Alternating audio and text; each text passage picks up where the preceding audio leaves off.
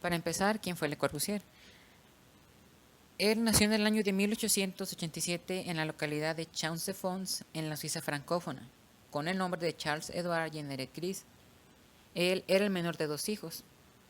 Su familia era de una clase media, pero sin embargo siempre lo pudieron apoyar en todo lo que Le Corbusier quisiera hacer. Sus, sus padres fueron George Edouard Jenneret, quien trabajó para la industria relojera de su ciudad natal, y su madre, Marie Charlotte Amélie Jenneret Pierret, la cual fue pianista y profesora de música. Además, tenía un hermano mayor que él, el cual se llamaba Albert Jenneret, que al igual que su madre se dedicaba a la música. Bueno, hay que decir que el padre de Le Corbusier lo que hacía era trabajar en la industria de los relojes, ya que esta industria era la que predominaba en la ciudad donde Le Corbusier nació. De hecho, en un principio, lo que Le Corbusier estaba estudiando o lo que él quería hacer o dedicarse el resto de su vida era a la industria relojera. En cuanto a la relación con su familia, siempre fueron muy unidos, en especial con su madre, pues con ella convivió mucho más tiempo. Esto debido a que su madre tuvo una larga vida, ya que falleció tan solo 5 años antes que Le Corbusier, y en este periodo de tiempo pues estuvo conviviendo bastante con su madre, fortaleciendo así su lazo familiar.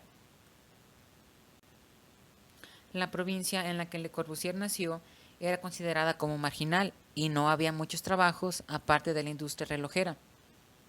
Por esto era que toda su familia esperaba que él también se dedicara a la industria de los relojes, al igual que todos sus parientes, así como sus padres y primos, ya que ese era el único trabajo estable del cual no se ganaba mucho dinero. Pero sin embargo, lo poco que se ganaba era un sueldo que ya estaba seguro y no le podían quitar. En cuanto a los estudios, Le Corbusier inicialmente cursó el estudio y el grabado de cincelado en la escuela. En cuanto a los estudios, inicialmente Le Corbusier estaba cursando el estudio del grabado y cincelado en la Escuela de Arte de la Chaux-de-Fonds, esto con el fin de trabajar en lo que su padre y la mayor parte de su familia se dedicaba, el cual era el grabado de relojes. Sin embargo, su suerte cambió cuando uno de sus profesores, el cual era Charles Platinier, lo orientó hacia la pintura y más tarde se convirtió en su mentor principal, que lo llevó a enfocarse a la arquitectura.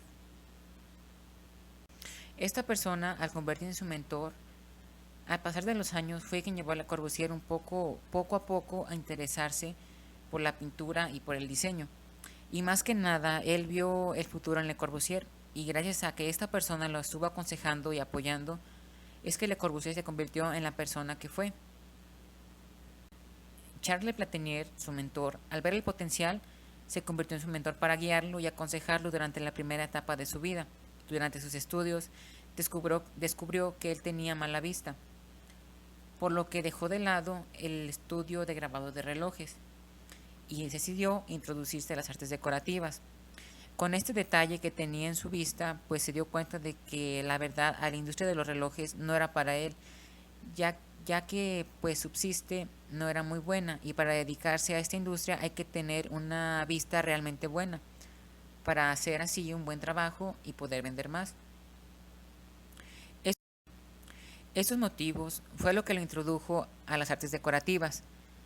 Aquí todavía no se introducía la arquitectura, sino en las decoraciones que había en la casa y en los tipos de pintura que había en las casas o diferentes decoraciones, pero no en el diseño de las construcciones.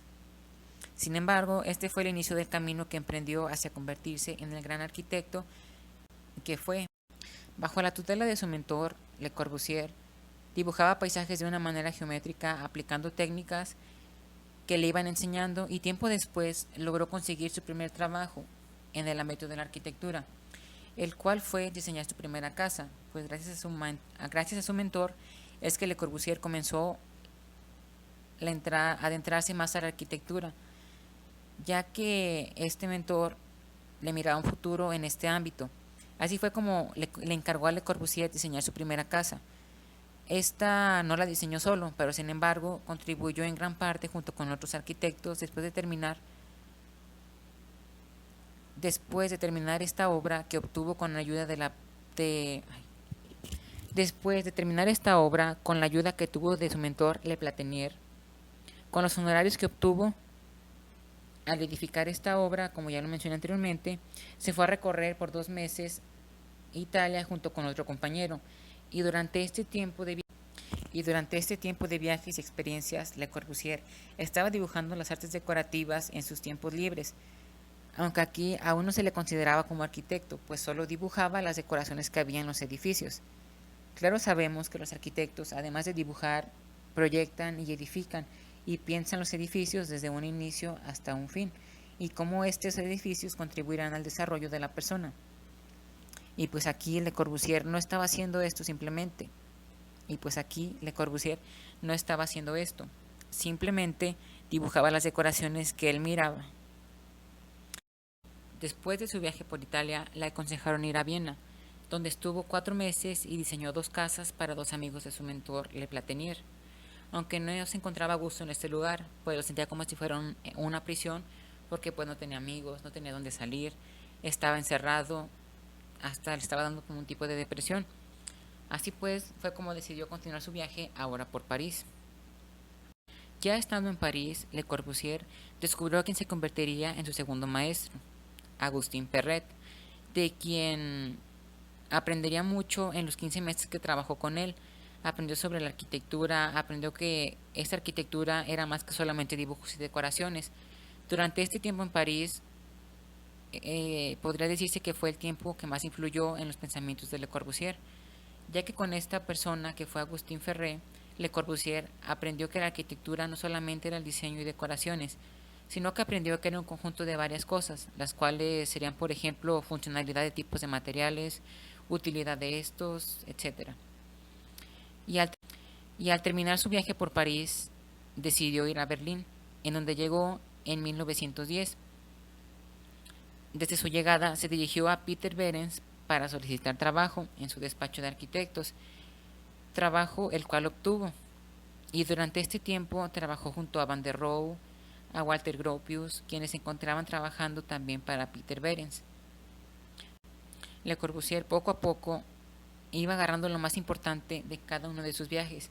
Aprendió los sistemas constructivos de París, los sistemas constructivos de Berlín, los de Rusia, aprendió técnicas de sus maestros, aprendió de la arquitectura también de Van der Rohe, de Peter Behrens, aunque después Le Corbusier como que no le agradaba la idea de trabajar para alguien. Sentía que no estaba a gusto, pues él podía dar más y depender de la autorización de otra persona para poder proyectar o hacer sus dibujos o sus proyectos, como que fue algo que no le agradó. Así pues, continuó su viaje ahora a Budapest, Grecia. Y después de este viaje decidió regresar a Italia. Y por último, regresó a su pueblo suizo, donde abrió su primer despacho de arquitectura. Al abrir este despacho de arquitectura, no tuvo clientes que no fueran su propia familia, lo cual es un problema comprensible, ya que este problema es el principal a que se enfrentan los egresados de las facultades de arquitectura de primer. Así pues, la primera obra arquitectónica que hizo Le Corbusier después de abrir su despacho fue construir una casa para su familia, una casa que era muy grande, muy bonita, estaba muy bien hecha, tenía buenos elementos, tenía elementos como simetría, luminosidad, entre otros, pero lo que provocó al hacer esta casa fue que su familia se fuera a la quiebra, ya que como lo mencioné, su familia era pues de clase media baja, se dedicaba a la industria relojera y pues no tenía como muchos ingresos o ingresos altos para poder cesarse muchos lujos. Entonces al construir esta casa enorme con funcionalidad realmente buena, su familia gastó muchos materiales y provocó que ésta se fuera a la quiebra. Así fue como tuvo que estar pagando esta casa porque se endeudaron para lograr pagarla y tuvieron que mudarse hacia otros lados y pues poco a poco. Lo que Le Corbusier provocó con esto fue que su familia se fuera a la quiebra, al crear esta gran obra de arte que realmente es muy espléndida y muy bonita, pero que a fin de cuentas lo llevó a la quiebra. Después de esta primera casa, poco a poco fue diseñando más casas en su pueblo. Estas casas que continuaba diseñando eran para familias algo más acomodadas o de estabilidad económica más alta. Y por consiguiente, las dimensiones de las casas crecieron, podía tener más libertad al momento de disponer de elementos arquitectónicos que fueran algo caros o que tuvieran más libertad al momento de diseñar. Sin embargo, Le Corbusier se dio cuenta de que en su pueblo no encontraría o no habría por siempre algo que diseñar. Y así fue como en 1917 dejó Suiza y se instaló en París, donde se asentaría definitivamente y más tarde obtendría su nacionalidad francesa y se asociaría con Amédée Senfant para aprender sobre un tipo de pintura.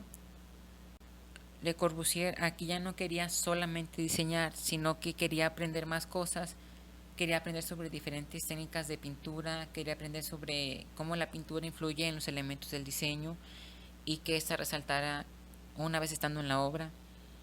Y pues debido a estos detalles de pintura, Le Corbusier sufrió un accidente y por consecuencia de este accidente perdió totalmente la vista en un ojo.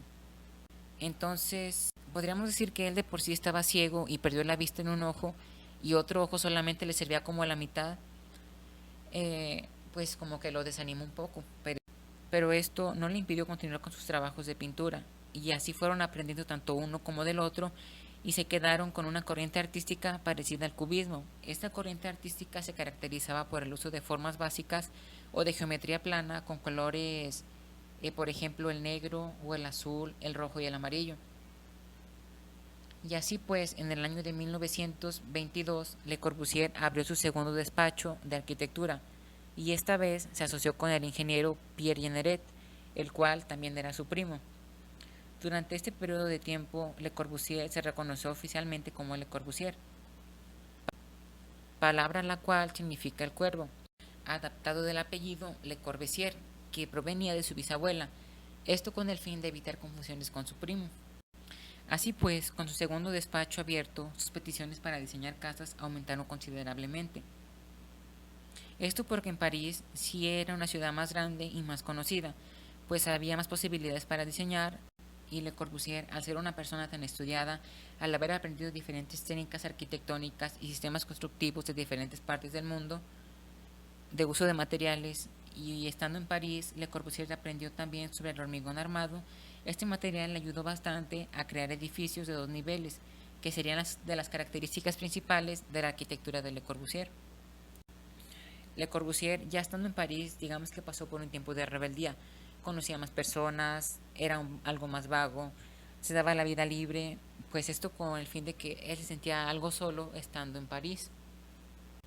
Pero tiempo después conoció a Yvonne Galis, una modelo con quien pasaba mucho tiempo al estar en París, y pues esta modelo conquistó a Le Corbusier, el cual pues se enamoró profundamente y más tarde se convirtió en su amada esposa, hasta el día en que ella muriera.